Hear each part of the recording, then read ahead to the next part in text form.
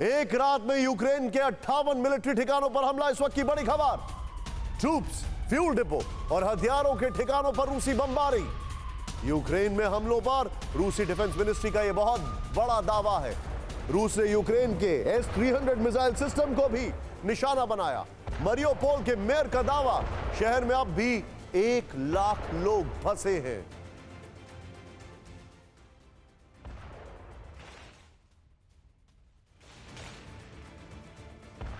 बड़ी खबर यह है कि यूक्रेन को सैन्य मदद जारी रखेगा फ्रांस। बड़ी संख्या में यूक्रेन को आर्टिलरी भेजेगा फ्रांस। और इस सब के पीछे की वजह यह है कि फ्रांस में चुनाव चल रहे हैं। मैक्रो पहले सैन्य मदद देने से बच रहे थे, लेकिन धीरे धीरे उनको एहसास हुआ कि जितना वो रूस की मदद करने, रूस के खिलाफ जाएंगे, उतना उनके वोटर्स उनके पक्ष में आएंगे, क्योंकि उनके सामने जो चुनाव लड़ रही हैं वो प्रो रशियन है। मैक्रो ने तो यहां तक कह दिया कि उन्होंने अपने चुनाव के लिए रूस से पैसा लिया है।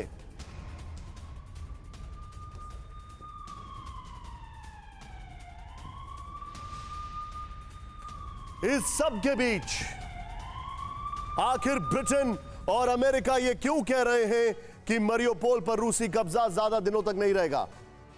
तो आपको बता दें, इसके पीछे अमेरिका के वो हाईटेक हथियार हैं जिन्हें वो यूक्रेन भेज रहा है।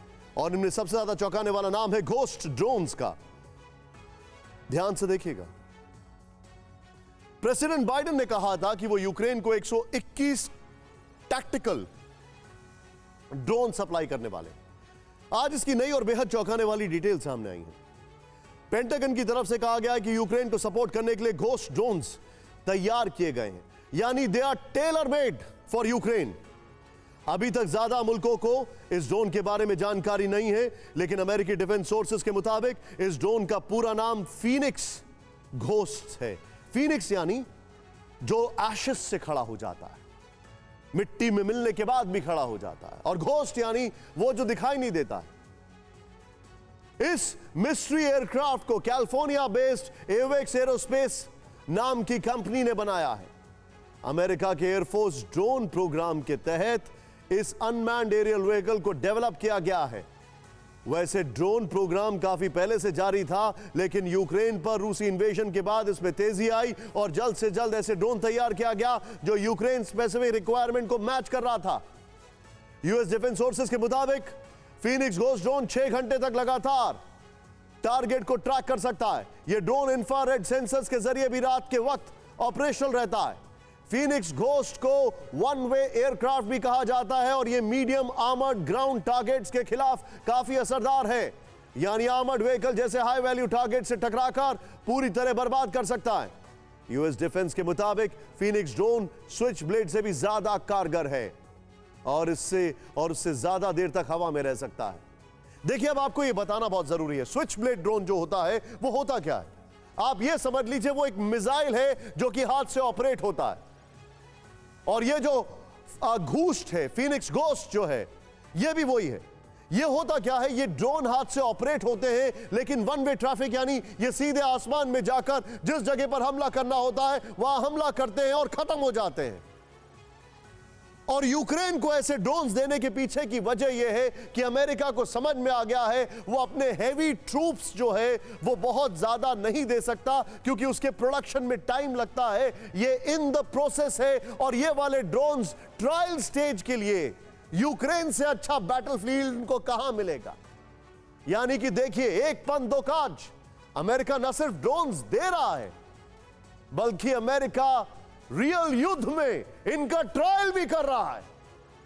यूएस ऑफिशियल्स का यह भी कहना है कि ये ड्रोन्स यूक्रेन के डोनबास रीजन के लिए बेहद मददगार साबित होंगे, क्योंकि डोनबास का पूरा इलाका अमेरिका के कैंसास जैसा है, और इसी जगह को ध्यान में रखकर ड्रोन्स को डिजाइन किया गया है। दरअसल इन ड्रोन्स की सबसे बड़ी तारीफ यह है, ये लो फ्लाइंग नहीं है, क्योंकि लो फ्लाइंग ड्रोन्स थे TB2 टर्की के, ये हाई फ्लाइंग ड्रोन्स हैं। और हाई फ्लाइंग ड्रोन्स जो हैं वो किसी भी रेडार को चकमा देने में कामयाब हो सकते हैं, क्योंकि TB2 ड्रोन्स की जो पेनिट्रेटिव पावर थी, जैसे ही रशियन एयर स्पेस को कंट्रोल किया वो खत्म हो गई। वैसे जिस कंपनी ने फीनिक्स ड्रोन को बनाया है, उसने ड्रोन्स के टेक्निकल स्पेसिफिकेशंस के बारे में ज्यादा डिटेल जारी नहीं की है, ऐसा इसलिए ताकि इसे रूस कोई काउंटर मिलिट्री इक्विपमेंट डिप्लॉय ना कर सके। लेकिन सवाल तो यह भी है कि अब ज़ेलेंस्की को टैंक्स के मुकाबले ड्रोन्स पर क्यों भरोसा?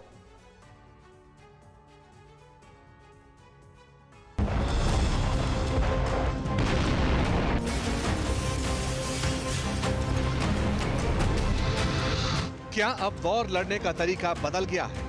क्या अब टैंक्स और आर्मर्ड व्हीकल्स पुराने हो गए? क्या अब जंग में हार जीत का फैसला ड्रोन पावर से होगा?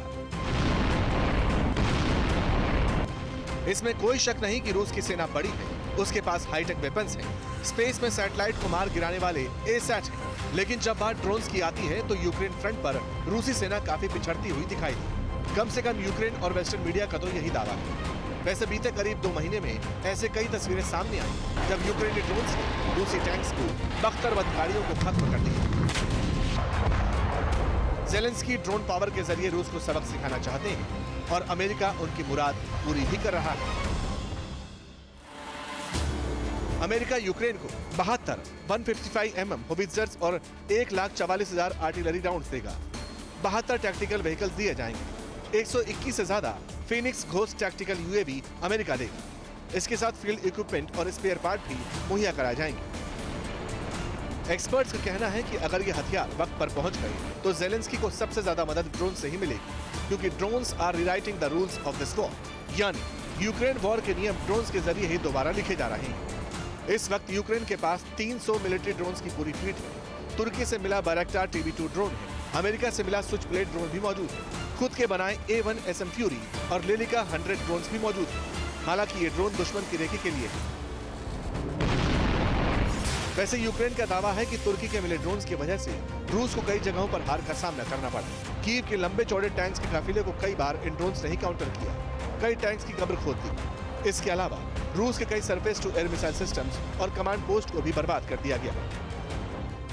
ऐसा नहीं है कि रूस के पास कोई ड्रोन्स की कमी है। रूस के पास भी एक से बढ़कर एक ड्रोन्स हैं। रूस की ड्रोन फ्लीट में कम से कम 11 अलग अलग ड्रोन्स हैं। ज़ालाक़ैब को उड़ता बारूद कहा जाता है। Hunter, thunder, LTS, serious, Orion जैसे भी ड्रोन्स मौजूद हैं। इसके अलावा एलिरॉन 3 और लॉन 10 और लीड 3 जैसे ड्रोन्स भी फ्लीट का हिस्सा हैं। सीरिया और यूक्रेन में रूस ने एलिरॉन और ओरलॉन का इस्तेमाल किया था। लेकिन रूस के ड्रोन्स यूक्रेन में ज्यादा कारगर इसलिए नहीं है क्योंकि रूस के पास काउंटर ड्रोन टेक्नोलॉजी नहीं है। ये टेक्नोलॉजी यूक्रेन के पास है, इसलिए उसका डिफेंस काफी ज्यादा मजबूत है। जबकि रूस को डिफेंस के लिए इलेक्ट्रॉनिक वॉरफेयर सिस्टम पर निर्भर रहना पड़ता है। हालांकि सीरिया और आर्मेनिया में रूसी तकनीक तुर्की के ड्रोन के सामने कमजोर पड़ गई। इसलिए यूक्रेन को लगता है कि अगर डोनबास में रूस को पीछे करना है तो फिर ड्रोन फाइट में उनका अपर हैंड रहेगा, उन्हें एडवांटेज मिलेगा। परवाह देश की, सोमवार से शुक्रवार रात 10 बजे TV9 भारतवर्ष पर।